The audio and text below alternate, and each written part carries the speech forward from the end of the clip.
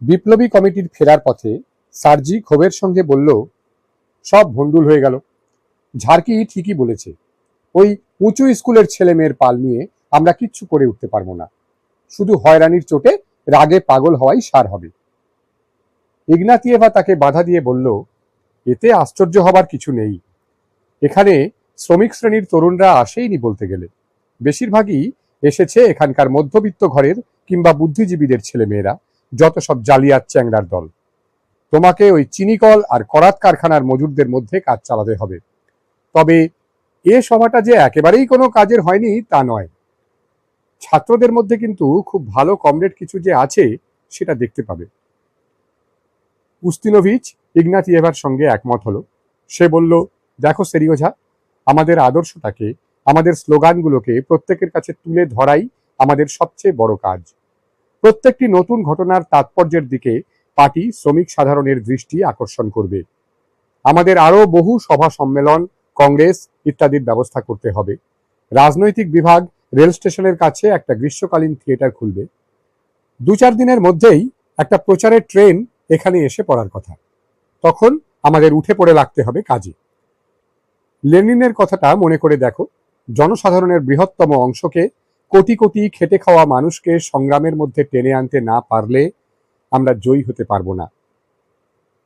সেদিন রাত্রে সার্জি উস্তিনোভিচকে স্টেশনে পৌঁছে দিতে গেল। বিদায় নেবার সময় সে দৃঢ় মুঠোয় উস্তিনোভিচের হাতখানা যতক্ষণ দরকার তার চেয়ে বরং একটু বেশিক্ষণের জন্যই চেপে রইল। উস্তিনোভিচের মুখে একটা ক্ষীণ হাসির রেশ খেলে গেল। ফেরবার পথে সার্জি নিজের বাড়িতে এলো। নিঃশব্দে সে মায়ের তিরস্কার শুনে গেল, কিন্তু তার বাবাও যখন বকাবকিতে যোগ দিলেন তখন সার্জি এমনভাবে প্রতি আক্রমণ শুরু করলো যে বেশ একটু বেকায়দায় পড়ে গেল জাখার ভালিসিয়েভিচ। আচ্ছা শোনো বাবা, এই শহর জার্মানদের হাতে থাকার সময় তুমি যখন হরতাল করেছিলে আর রেল ইঞ্জিনের সেই শান্তিটাকে ফেলেছিলে, তখন তুমি তোমার পরিবারের কথা ভেবেছিলে না ভাবনি? নিশ্চয়ই ভেবেছিলে।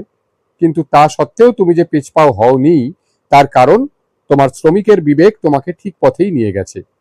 আমিও পরিবারের কথা ভাবি, খুব ভালোভাবেই আমি জানি যে যদি আমাদের শহর ছেড়ে চলে যেতে হয় তাহলে আমার জন্য তোমাদের উপরে অত্যাচার চলবে, কিন্তু তবু বাড়িতে বসে থাকতে তো পারি না। তুমি নিজেই সব বোঝো বাবা, তবে আর এত ঝামেলা কিসের? আমি একটা ভালো আদর্শের জন্যই তো কাজে নেমেছি। বকাঝকা না করে তোমার তো আমাকে উৎসাহই দেওয়া উচিত। এসো বাবা, আমরা একটা বোঝাপড়া করে নিই, তাহলে মাও আর আমাকে বকুনি দিতে আসবে না।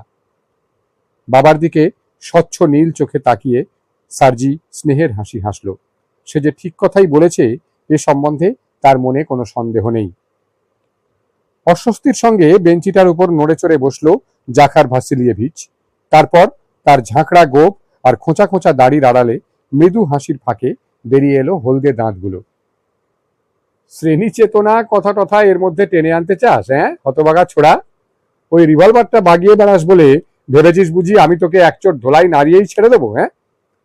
কিন্তু জাখারের গলার স্বরে বিন্দুমাত্র রাগের চিহ্ন নেই।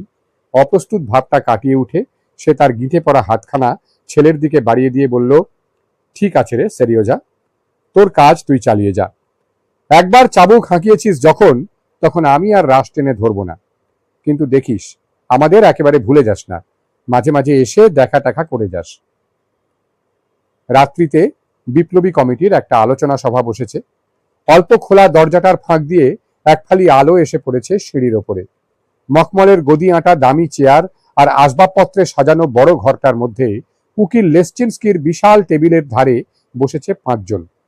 দোলিনিক, ইগনাতিয়েভা, বিশেষ ধরনের কাজ করার জন্য আর সংবাদ সংগ্রহ করার জন্য যে কমিটি আছে সেই চেকা কমিটির নেতা তিমোশেঙ্কো, পশমের কষাক টুপি মাথায়, তাকে দেখাচ্ছে কিরগিজ অঞ্চলের লোকের মতো। রেলকর্মী সুদিক, দৈত্যের মতো চেহারাখানা তার। রেল কারখানার শ্রমিক, ভোঁতা নাক, ওস্তাপচুক। টেবিলের উপর ঝুঁকে পড়ে ইগনাতিয়েভার দিকে কঠিন দৃষ্টিতে তাকিয়ে কর্কশ গলায় বলে উঠল দোলিনিক, যুদ্ধ সীমান্তে সরবরাহ যোগান দিতেই হবে, শ্রমিকদের খেতে হবে তো। আমরা আসার সঙ্গে সঙ্গে দোকানদারেরা আর চোরাবাজারিরা দাম বাড়িয়ে দিয়েছে জিনিসপত্রের। সোভিয়েত মুদ্রা ওরা নিতে চায় না। এখানে চালু শুধু পুরনো জার আমলের মুদ্রা, আর না হয় কেরেন্সকি সরকারের কাগজের নোট। আজ আমাদের বসে সব জিনিসের একটা নির্দিষ্ট দাম ঠিক করে ফেলতেই হবে।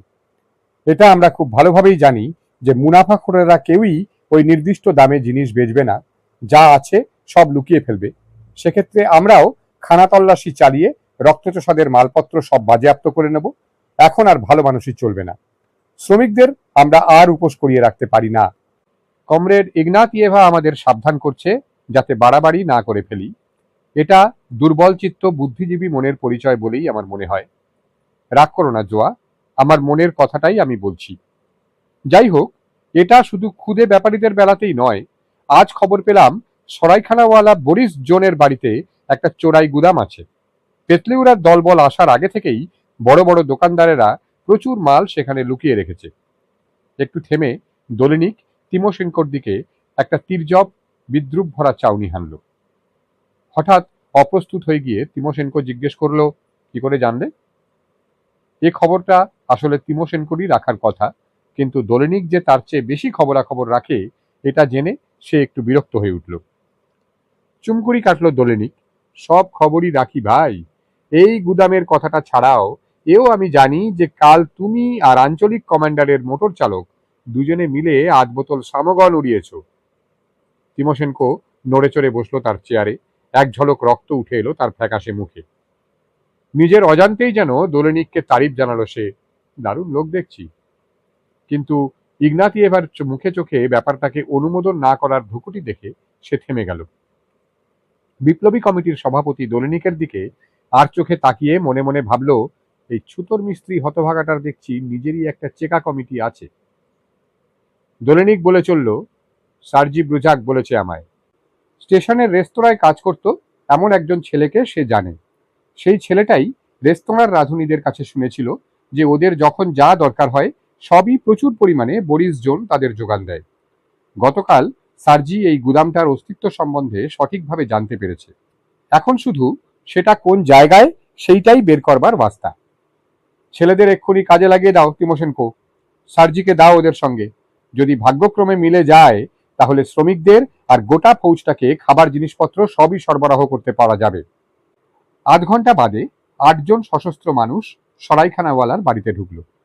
সদর দরজায় পাহারায় থাকলো আরো 2 জন। বেটে খাটো পিপের মতো গোল শরীর মালিকের, একটা পা কাঠের, খোঁচা খোঁচা লাল দাড়ি ভর্তি মুখ। বিনয়ের অবতার সেজে সে এগিয়ে এলো আগন্তুকদের কাছে। ভাঙা মোটা গলায় জিজ্ঞেস করলো সে, কি খবর কমরেডরা, আসাটা একটু দেরিতে হয়ে গেল না?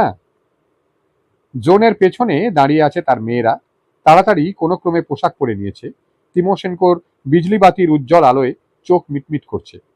পাশের ঘরটা থেকে ভেসে আসছে জোনের মুটকি বউয়ের ঘোঁত ঘোঁত আওয়াজ। তাড়াহুড়ো করে পোশাক পরছে সে। আমরা বাড়িটা খানা তল্লাশি করতে এসেছি, সংক্ষেপে বলল তিমোশেঙ্কো। তন্ন তন্ন করে পরীক্ষা করা হলো গোটা বাড়ির মেঝেটা। চেলা কাঠের উঁচু স্তূপে বোঝাই একটা বিরাট গোলাঘর, গোটা কতক ভাঁড়ার ঘর, রান্নাঘর আর মদ রাখার একটা বড় ভাঁড়ার, সবকিছুই সযত্নে খুঁজে দেখা হলো, কিন্তু কোথাও চোরা গুদামের কোনো সন্ধান পাওয়া গেল না। রান্নাঘরের পাশে ছোট্ট একটা ঘরে একজন দাসী গভীর ঘুমে আচ্ছন্ন। এমন গভীরভাবে ঘুমোচ্ছে মেয়েটা যে সে ঘরে ঢোকাটা টের পর্যন্ত পায়নি। সার্জি আস্তে আস্তে তাকে জাগালো, জিজ্ঞেস করলো, তুমি কাজ করো এখানে? ঘুম ভরা চোখে হকচকিয়ে গিয়ে মেয়েটা তার কাঁধের উপর কম্বলটা টেনে নিয়ে আলো থেকে হাত দিয়ে আড়াল করলো তার চোখ দুটো। হ্যাঁ, তোমরা কারা? তার কথার উত্তর দিয়ে সার্জি তাকে পোশাক পরে নিতে বলে বেরিয়ে এলো ঘরটা থেকে। তিমোশেঙ্কো এদিকে প্রশস্ত খাবার ঘরটায় জেরা করছে সরাইখানার মালিকটাকে। থতমত খেয়ে দারুণ উত্তেজনায় হাঁপাচ্ছে লোকটা। কি চাও তোমরা? আমার আর কোনো ভাড়ার গুদাম নেই। আমি বলছি, বৃথাই সময় নষ্ট করছো তোমরা। হ্যাঁ, এক সময় আমার একটা ছোট সরাইখানা ছিল বটে, কিন্তু ইদানিং আমি একেবারে গরিব। পেতলিউরার দলবল আমাকে সর্বশান্ত করে ছেড়েছে, প্রায় মেরেই ফেলেছিল আরেকটু হলে। সোভিয়েত সরকার কায়েম হওয়ায় খুব খুশি হয়েছি আমি, কিন্তু এই আমার সম্পত্তি বলতে যা কিছু, দেখে নাও তোমরা। মোটা খাটো হাত দুটো বাড়িয়ে ধরলো সে, আর সমস্তক্ষণ তার লাল চোখ দুটো তিমোশেঙ্কোর মুখ থেকে সার্জির মুখের দিকে আর সেখান থেকে ছাদের কোণে ঘুরে ফিরে যেতে লাগলো। ঠোঁটটা কামড়ে ধরলো তিমোশেঙ্কো। বলবে না তাহলে? এই শেষবারের মতো হুকুম দিচ্ছি তোমায়, কোথায় সে গুদামটা দেখিয়ে দাও। সরাইখানার মালিকের বউটা এবারে আর্তস্বরে বলে উঠল, আমাদের নিজেদেরই কিছু খাবার নেই কমরেড অফিসার, যা ছিল সব ওই পেতলিউড়ার লোকজন নিয়ে গেছে। কান্নার চেষ্টা করলো সে, কিন্তু এক ফোঁটাও জল বেরোলো না তার চোখে। সার্জি বলে উঠল, খেতে পাও না বলছো, এদিকে তো জি রেখেছো দেখছি। ও তো জি নয়, গরিব মেয়ে একটা, কোথাও যাবার জায়গা নেই তাই থাকে। ক্রিশ্চিনার নিজের মুখেই শোনো। ধৈর্যচ্যুতি ঘটল তিমোশেনকোর। চেঁচিয়ে উঠল সে, আচ্ছা বেশ, তাহলে এবার আমাদের উঠে পড়ে লাগতেই হচ্ছে। ভোরের আলো ফুটল, খানা তল্লাশি চলছে তখনও। 13 ঘন্টা ধরে বৃথা খোঁজাখুঁজির পর ক্লান্ত হতাশ তিমোশেনকো যখন চলে যাবে বলে মনস্থ করছে, ঠিক সেই সময় দাসী মেয়েটার ঘরটা খোঁজা শেষ করে বেরিয়ে আসার মুহূর্তে সার্জি তার পেছনে মেয়েটার ক্ষীণ ফিসফিসানি শুনল, রান্নাঘরে উনুনটার ভেতরে একবার দেখো গে। 10 মিনিট বাদেই সেই ভেঙে ফেলা রাশিয়ান চুল্লিটার ফাঁকে একটা লোহার চোরা দরজার সন্ধান পাওয়া গেল। আর 1 ঘন্টার মধ্যেই 54 মন ভারবাহী একটা লরি পিপে আর বস্তায় বোঝাই হয়ে রওনা হয়ে গেল সরাইখানাটা থেকে। ততক্ষণে বাড়িটাকে ঘিরে উৎসুক এক জনতার ভিড় জমে উঠেছে। মারিয়া ইয়াকোভলেভনা কোর্চাকিনা গরমকালে একদিন বাড়ি ফিরে এলো তার জিনিসপত্রের ছোট্ট পুঁটুলিটা নিয়ে। পাভেলের ঘটনাটা আর্তেমের কাছে শুনে ভয়ানক কান্নাকাটি করল সে। জীবনটা এখন তার কাছে শূন্য আর নিরস হয়ে উঠেছে যেন। কাজের চেষ্টায় ঘুরতে হচ্ছে তাকে। কিছুদিনের মধ্যেই সে লাল ফৌজের লোকেদের জামা কাপড় কেচে দেবার জন্য বাড়িতে আনা শুরু করলো। তারা তাকে মজুরি বাবদ নগদ পয়সার বদলে সৈন্যদের জন্য বরাদ্দ খাবার দেয়। একদিন সে জানলার বাইরে আর্টেমের পায়ের শব্দ শুনল। শব্দটা যেন অন্য দিনের চেয়ে একটু দ্রুত। দরজাটা ঠেলে চৌকাঠের ওপর থেকেই আর্টেম ঘোষণা করলো, পাপকার কাছ থেকে একটা চিঠি পেয়েছি। পাভেল লিখেছে, প্রিয় ভাই আর্টেম, আমি বেঁচে আছি, তবে খুব একটা ভালো নেই। কোমরের নিচে একটা গুলি বিঁধেছিল, অবশ্য সেরে উঠছি ক্রমশই। ডাক্তার বলেছেন হাড়টা অক্ষতই আছে, সুতরাং আমার জন্য ভেবো না, ঠিক হয়ে উঠবো আমি। হাসপাতাল থেকে ছাড়া পাওয়ার পর আমি ছুটি পেতে পারি, তখন কিছুদিনের জন্য একবার বাড়ি যাব। আমি মার ওখানে যাবার ব্যবস্থা করে উঠতে পারিনি। আমি কমরেড কোতবস্কি পরিচালিত ঘোড়সওয়ার বাহিনীতে ঢুকেছি। তুমি তার নাম শুনেছ নিশ্চয়ই, বীরত্বের জন্য বিখ্যাত তিনি। তার মতো লোক আমি আর দেখিনি। আমাদের এই কমান্ডার কোতেবস্কির প্রতি আমার গভীর শ্রদ্ধা জন্মেছে। মা কি ইতিমধ্যে বাড়ি ফিরেছেন? ফিরে থাকলে তাকে আমার ভালোবাসা জানিও। আমার জন্য তোমার যা যা অসুবিধে ঘটেছে তার জন্য মাফ করো। ইতি তোমার ভাই পাভেল। পুনশ্চ আর্টেম, দয়া করে বন পরিদর্শকের বাড়ি গিয়ে এই চিঠিটার কথা একবার বলে এসো। মারিয়া ইয়াকোভলেভনা পাভেলের চিঠিখানা নিয়ে অনেক চোখের জল ফেলল। মাথা মোটা ছোঁড়াটা হাসপাতালের ঠিকানাটুকু পর্যন্ত জানায়নি। স্টেশনের যে সবুজ রঙের রেলগাড়িটার গায়ে লেখা আছে রাজনৈতিক বিভাগের আন্দোলন ও প্রচার দপ্তর, সার্জি আজকাল সেখানে ঘন ঘন যাতায়াত করে। প্রচার ও আন্দোলন বিভাগের এই গাড়িটা একটা কামরায় উস্তিনোভিচ আর ইগনাতিয়েভার অফিস। সার্জি এলেই তাকে দেখে ইগনাতিয়েভা ঠোঁটে সদা সর্বদা ধরে রাখা সিগারেটের ফাঁকে পরিচিতের হাসি হাসে। রিতা উস্তিনোভিচের সঙ্গে জেলা কমসমল কমিটির সম্পাদকের ঘনিষ্ঠ বন্ধুত্ব গড়ে উঠেছে। উস্তিনোভিচের সঙ্গে প্রতিবার কিছুক্ষণ আলাপ আলোচনার পর চলে আসার সময় এই কাগজপত্রের বান্ডিল ছাড়া অস্পষ্ট একটা খুশির অনুভূতিও সার্জি বয়ে আনে মনে মনে। আঞ্চলিক রাজনৈতিক বিভাগের খোলা থিয়েটারটায় প্রতিদিন বিস্তর শ্রমিক আর লাল ফৌজের লোকের সমাবেশ হচ্ছে। 12 নম্বর ফৌজি বাহিনীর প্রচার ট্রেনটা সর্বাঙ্গে উজ্জ্বল রঙের পোস্টার সেঁটে স্টেশনের একধারে দাঁড়িয়ে আছে।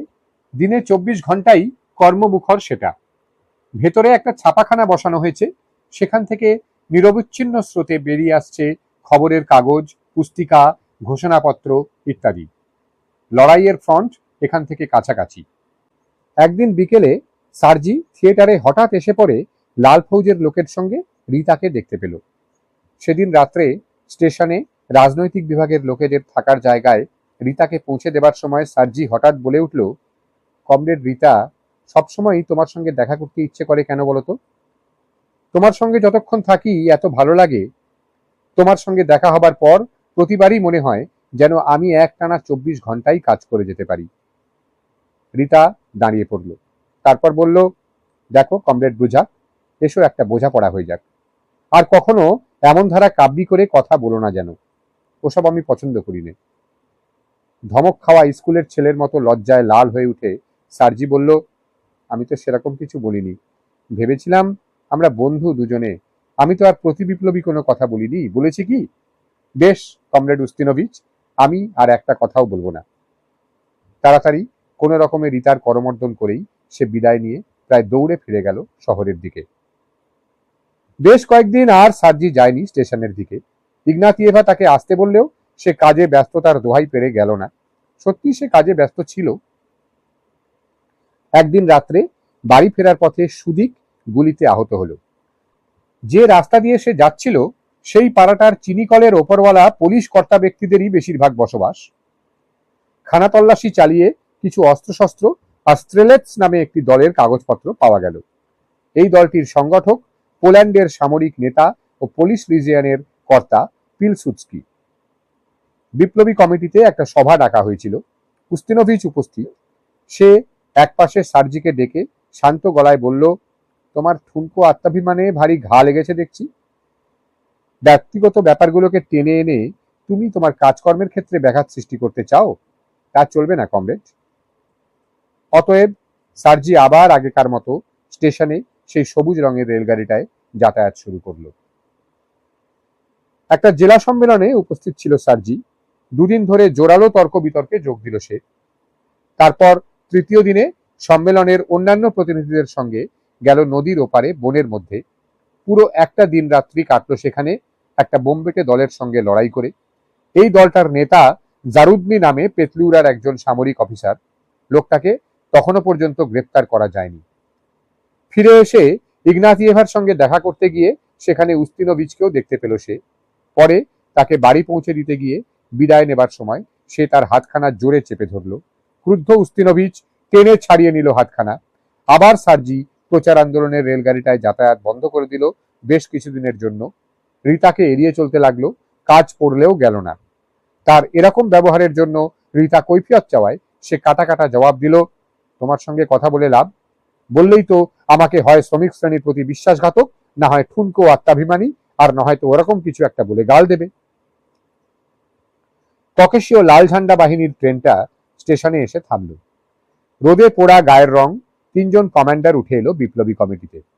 তাদের মধ্যে লম্বা ছিপছিপে কোমরে পেটাই করা রূপোর পাতের বেডাটা একজন সরাসরি দৈনিকের কাছে এসে এমন গলায় দাবি জানালো যে তার হুকুম না মানার কোনো প্রশ্নই ওঠে না। কোনো ওজোর চলবে না, 100 গাড়ি খড় যেমন করে হোক জোগাড় করে দিতেই হবে, ঘোড়াগুলো আমাদের না খেতে পেয়ে মরে যাচ্ছে। সুতরাং খড় জোগাড় করে আনার জন্য সার্জিকে পাঠানো হলো দুজন লাল ফৌজের লোকের সঙ্গে। একটা গ্রামে একদল কুলাক তাদের আক্রমণ করলো। লাল ফৌজের লোক দুজনের হাতিয়ার কেড়ে নিয়ে তারা নির্মম প্রহার দিয়ে ছাড়লো তাদের। ছেলে মানুষ বলে সার্জির ঠ্যাঙানিটা অল্পের ওপর দিয়ে গেল। গরিব চাষিদের কমিটির লোকজন তাদের তিনজনকে গাড়ি করে পৌঁছে দিয়ে গেল শহরে। একটা সশস্ত্র ফৌজি দলকে পাঠানো হলো সেই গ্রামে। পরের দিনই খড় এসে পৌঁছে গেল। ব্যাপারটা বাড়িতে জানিয়ে সবাইকে দুশ্চিন্তায় ফেলার ইচ্ছে তার ছিল না। তাই সার্জি এই বিপত্তির ফলাফলটুকুর হাত থেকে নিজেকে সম্পূর্ণ সারিয়ে না তোলা পর্যন্ত ইগনাতিয়েভার ওখানেই থেকে গেল। রিতা উস্তিনোভিচ তাকে একবার ওখানে দেখতে এসে সেই প্রথমবার তার হাত দুটি এমন নিবিড় আবেগে আর সস্নেহে চেপে ধরল যে সার্জি নিজে হলে এরকম করতে সাহস করত না। গ্রীষ্মের বিকেলে একদিন সার্জি প্রচার আন্দোলনের রেলগাড়িটা এলো রিতার সঙ্গে দেখা করতে। পাভেলের চিঠিখানা সে তাকে পড়ে শুনিয়ে তার এই বন্ধুটির সম্বন্ধে অনেক কিছু বলল। বেরিয়ে আসার সময় পেছন ফিরে বলল, বনের ধারে গিয়ে একবার হ্রদটায় একটা ডুব দিয়ে নেবো ভাবছি। কাজ করতে করতে মুখ তুলে রিতা বলল, একটু দাঁড়াও, আমিও যাব। আয়নার মতো মসৃণ আর শান্ত হ্রদটা, উষ্ণ টলটলে জলে আরামের আমন্ত্রণ। রিতা হুকুম দিল, তুমি ওই রাস্তাটায় গিয়ে দাঁড়াও, আমি এবার জলে নামবো। সাঁকোটার পাশে একটা শান বাঁধানো জায়গায় বসে পড়ে সার্জি সূর্যের দিকে তার মুখটা তুলে ধরল। পেছনে রিতার জলে ঝাঁপাঝাঁপির শব্দ তার কানে আসছে। এমন সময় হঠাৎ দেখতে পেল প্রচার ট্রেনের সামরিক কমিশনার চুঝানিন আর তোনিয়া তুমানোভা রাস্তা বেয়ে হাত ধরাধরি করে আসছে। কেতাদুরস্ত চামড়ার কোমরবন্ধনী লাগানো, অসংখ্য ফিতে আঁটা সুন্দর সামরিক উদ্দীপরা আর ক্রোম চামড়ার মচমচে বুট পায়ে চুঝানিনকে দেখাচ্ছে দিব্যি চৌকস ছোকরা। তোনিয়ার সঙ্গে গভীর মনোযোগের সঙ্গে কথা কইছে সে। তোনিয়াকে চিনল সার্জি। এই মেয়েটাই তাকে পাভেলের চিঠি এনে দিয়েছিল। তোনিয়াও তার দিকে এক দৃষ্টিতে তাকিয়ে আছে, যেন তাকে কোথায় দেখেছে মনে করার চেষ্টা করছে। সামনাসামনি যখন এসে পড়লো ওরা, তখন সার্জি পকেট থেকে কয়েকদিন আগে পাওয়া পাভেলের চিঠিখানা বের করে তোনিয়ার দিকে এগিয়ে ধরে বলল, এক সেকেন্ড কমরেড, আমার এই চিঠিটায় তোমার সম্বন্ধেও কিছু কথা আছে। চুঝানিনের কাছ থেকে হাতখানা ছিনিয়ে নিয়ে চিঠিটা নিল তোনিয়া। পড়বার সময় তার হাতের মধ্যে কাগজের টুকরোটা অল্প একটু কেঁপে গেল। সার্জিকে চিঠিখানা ফিরিয়ে দিয়ে জিজ্ঞেস করলো, ওর আর কোনো খবর জানো? না।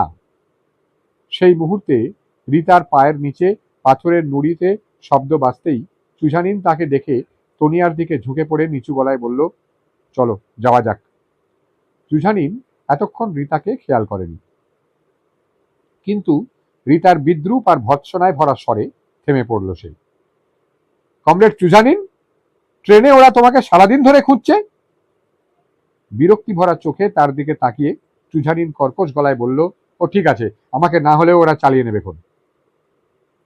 তোনিয়া আর সামরিক কমিশনার চলে যাওয়ার দিকে তাকিয়ে রিতা শুকনো গলায় মন্তব্য করল, এই অকর্মাটাকে এতদিনে বিদায় করে দেওয়াই উচিত ছিল। ওক গাছের বিরাট উঁচু মাথাগুলো হাওয়ার দমকের নাড়া খেয়ে গোটা বনটায় একটা মর্মর ধ্বনি তুলছে। হ্রদের বুক থেকে বিচ্ছুরিত হচ্ছে একটা সতেজ মধুরতা। সার্জি উঠে পড়ল জলে নামবার জন্য। সাঁতার কেটে ফিরে এসে দেখে রাস্তার অদূরে একটা গাছের গুঁড়ির ওপর রিতা বসে আছে। কথা বলতে বলতে তারা বনের গভীরে চলে এলো। ঘুরতে ঘুরতে লম্বা ঘন ঘাসে ঘেরা একটা ফাঁকা জায়গায় একটু বিশ্রাম নেবার জন্য বসলো তারা। বনের চারিদিকে নিবিড় প্রশান্তি। ওক গাছগুলো কানাকানি করছে নিজেদের মধ্যে। নরম ঘাসের উপরে শুয়ে পড়ে রিতা হাত দুটো বিছিয়ে দিল মাথার নিচে। লম্বা ঘাসের ফাঁকে তার সুঠাম পা দুটি আড়াল হলো। তার পায়ের দিকে চোখ পড়ল সার্জির। রিতার ভালো করে তালিমারা বুট জোড়ার দিকে লক্ষ্য করে সে নিজের গোড়ালি বেরিয়ে পড়া জুতোটার ফাঁকটার দিকে তাকিয়ে হেসে উঠল। হাসির কি দেখলে? জিজ্ঞেস করল রিতা। নিজের জুতোটার দিকে আঙুল দেখিয়ে সার্জি বলল, এরকম বুট পরে আমরা লড়াই করব কি করে? জবাব দিল না রিতা। একটা ঘাসের শীষ চিবোতে চিবোতে সে অন্য কথা ভাবছে বলে বোঝা গেল। শেষে বলল, চুঝানিনটা অতি বাজে পাটিসভ্য। আমাদের আর সব রাজনৈতিক কর্মীরা ছেঁড়া জামা কাপড়ে ঘোরে, কিন্তু ও শুধু নিজেরটা ছাড়া আর কারুর কথা ভাবে না। আসলেও পার্টির কেউ নয়। যুদ্ধফ্রন্টের অবস্থাটা খুব গুরুতর। এখনো দীর্ঘ আর প্রচন্ড লড়াইয়ের মধ্যে দিয়ে যেতে হবে দেশকে। একটু থেমে আবার বলল, মুখের কথা আর বন্দুক এই দুই দিয়েই আমাদের লড়াই চালিয়ে যেতে হবে সার্জি। কমসমলের শতকরা 25 জন সভ্যকে ফৌজে যোগ দিতে হবে। কেন্দ্রীয় কমিটির এই সিদ্ধান্ত শুনেছ তো? আমার মনে হয় এখানে আর বেশি দিন থাকার মেয়াদ আমাদের নেই। ওর কথা বলার মধ্যে সার্জি কি একটা নতুন সুর শুনতে পেয়ে বিস্মিত হলো। রিতার কালো গভীর চোখের দিকে তাকিয়ে তার সমস্ত বিচার বিবেচনা চুলোয় দিয়ে বলে উঠতে ইচ্ছে হলো, রিতার চোখ দুটো যেন আয়নার মতো স্বচ্ছ। কিন্তু যথাসময় সে সামলে নিল নিজেকে। কনুইয়ের উপর ভর দিয়ে উঠে রিতা জিজ্ঞেস করল, তোমার পিস্তলটা গেল কোথায়? ক্ষোভের সঙ্গে কোমর বন্ধনীটা নাড়াচাড়া করে সার্জি বলল, ওই কুলাকদের দলটা ছিনিয়ে নিয়েছে। রিতা তার কুর্তার পকেটে হাত ঢুকিয়ে ঝকঝকে একটা অটোমেটিক পিস্তল বের করে আনলো। ওরা যেখানে বসে আছে সেখান থেকে প্রায় 25 পা দূরে ফাঁপা গাছের গুড়ির দিকে পিস্তলের নলিটা উঁচিয়ে দেখিয়ে বলল, ওই ওক গাছটা দেখছো তো? বলেই প্রায় নিশানা না করেই সে চোখ বরাবর পিস্তলটা তুলে ধরে গুলি করল। গুড়িটার গা থেকে খানিকটা বাকল গুঁড়ো হয়ে ঝরে পড়ল নিচে। দেখলে তো? নিজের কৃতিত্বে খুশি হয়ে সে আবার গুলি ছুঁড়ল। আরো একবার গাছের খানিকটা বাকল গুঁড়ো হয়ে ঝরে পড়ল ঘাসের দিকে। আচ্ছা নাও। পিস্তলটা সার্জির হাতে দিয়ে ঠাট্টার সুরে রিতা বলল, দেখা যাক তোমার দৌড় কদ্দূর। 3 বার গুলি ছুঁড়ে একবার মাত্র তাগ মাফিক লাগাতে পারল সার্জি। প্রশ্রয়ের হাসি হাসল রীতা। ভেবেছিলাম তাও পারবে না বুঝি। পিস্তলটা পাশে রেখে গা এলিয়ে দিল সে ঘাসের ওপর। তার নিটেল বুকের উপর টান টান হয়ে আছে কর্তাটা। কোমল গলায় সে বলল, এখানে এসো সার্জি। কাছে সরে এলো সার্জি। আকাশটা দেখো একবার, কি নীল। তোমার চোখেরও ওই রং। এটা কিন্তু ভালো নয়। চোখের রং হওয়া উচিত ধূসর, ইস্পাতের মতো। নীল রংটা বড্ড কোমল। তারপর হঠাৎ তার সোনালি চুলে ভরা মাথাটাকে টেনে নিয়ে রীতা তার ঠোঁটে চুমু খেল। 2 মাস কেটে গেছে। শরৎকাল। রাত্রি যেন গুঁড়ি মেরে মেরে এসে গাছগুলোকে সব কালো পর্দায় ঘিরে দিয়েছে। বিভাগীয় সদর দপ্তরের টেলিগ্রাফ ধরে যে লোকটি, সে ঝুঁকে পড়েছে তার যন্ত্রটার উপরে। টরে টক্কা শব্দে সাংকেতিক চিহ্ন ফুটে উঠেছে একটা সরু কাগজের ফালির ওপরে, আর সেটাকে আঙুলে পাক দিয়ে জড়িয়ে ধরে লোকটা ফুটকি আর ড্যাশ চিহ্নগুলিকে দ্রুত আক্ষরিক ভাষায় রূপান্তরিত করে চলেছে। 1 নম্বর বাহিনীর সর্বাধিনায়ক এবং শেপেতোভকা শহরের বিপ্লবী কমিটির সভানেত্রীর প্রতি। এই তার পাবার 10 ঘন্টার মধ্যে শহরের সমস্ত সরকারি প্রতিষ্ঠান অন্যত্র সরিয়ে ফেলুন। যুদ্ধফ্রন্টের উত্তর দিকে যে সৈন্যদল লড়াই করছে তাদের অধিনায়কের নির্দেশ নেবার জন্য একটা পল্টনকে শহরে রেখে যান। আঞ্চলিক সদর দপ্তর, রাজনৈতিক বিভাগ এবং সমস্ত সামরিক প্রতিষ্ঠানকে বারানচেভ স্টেশনে স্থানান্তরিত করুন। এই নির্দেশ ঠিকমতো পালন করা হলো কিনা তা আঞ্চলিক সর্বাধিনায়ককে জানান। স্বাক্ষরিত। 10 মিনিট বাদেই একটা মোটরসাইকেল তার গ্যাস জ্বলা হেডলাইটের আলোয় অন্ধকার চিরে শহরের ঘুমন্ত রাস্তা দিয়ে ছুটে চলল। হাঁপাতে হাঁপাতে এসে সেটা থামল বিপ্লবী কমিটির বাড়ির বাইরে। সাইকেল চালিয়ে যে এসেছে সে দ্রুত পায়ে ভেতরে ঢুকে সভাপতি দোলেনিকের হাতে টেলিগ্রামখানা দিল। সঙ্গে সঙ্গে কর্মব্যস্ততায় মুখর হয়ে উঠল জায়গাটা। বিশেষ কাজের জন্য নির্দিষ্ট বাহিনীর লোকজন প্রস্তুত হয়ে নিল তাড়াতাড়ি। 1 ঘন্টার মধ্যেই বিপ্লবী কমিটির জিনিসপত্রে বোঝাই হয়ে গাড়িগুলো শহরের পথে পথে ঘর ঘর আওয়াজ তুলে চলল পোদলস্ক স্টেশনের দিকে। সেখান থেকে মালগুলো রেলগাড়িতে তুলে দেওয়া হলো। টেলিগ্রামের খবরটা শুনে সার্জি মোটরসাইকেল চালকের কাছে ছুটে এসে জিজ্ঞেস করলো, আমাকে একটু স্টেশনে পৌঁছে দেবে কমরেড? চেপে বসো পেছনে, কিন্তু সাবধান, আঁকড়ে ধরে থাকবে। প্রচার আন্দোলনের গাড়িখানা ইতিমধ্যেই ট্রেনের সঙ্গে জুড়ে দেওয়া হয়েছে। সেখান থেকে 10-12 হাত দূরে রীতাকে দেখতে পেল সার্জি। তার কাঁধে হাত চেপে ধরে সে অনুভব করল অত্যন্ত প্রিয় আর প্রয়োজনীয় একজন মানুষ আজ তার কাজ ছাড়া হতে চলেছে। ফিসফিসিয়ে বলল, বিদায় প্রিয় কমরেড রীতা। আবার একদিন না একদিন আমাদের দেখা হবেই, ভুলো না আমাকে। কান্নায় তার গলা ধরে আসছে বুঝতে পেরে পাছে কেঁদে ফেলে এই ভয়ে প্রাণপণে নিজেকে সামলে নিল সে। এক্ষুনি তার চলে যাওয়া দরকার। কি বলতে কি বলে ফেলবে ভেবে আর কোনো কথা না বলে সার্জি শুধু সজোরে রীতার হাত দুটো চেপে ধরল। সকালে দেখা গেল শহরটা নির্জন, স্টেশন ফাঁকা। শেষ ট্রেনটা যেন বিদায় ঘোষণার সিটি বাজিয়ে বেরিয়ে গেছে। শহরে রেখে যাওয়া হয়েছে যাদের, সেই পশ্চাদরক্ষী সেনাদল রেল লাইনের দুধারে তাদের নির্দিষ্ট জায়গায় দাঁড়িয়ে আছে। গাছের ডালগুলিকে রিক্ত করে দিয়ে হলদে পাতাগুলো ঝরে পড়ছে। পড়ন্ত পাতাগুলো হাওয়ার ধাক্কায় গড়িয়ে গিয়ে মর্মর ধ্বনি তুলছে পথের বুকে।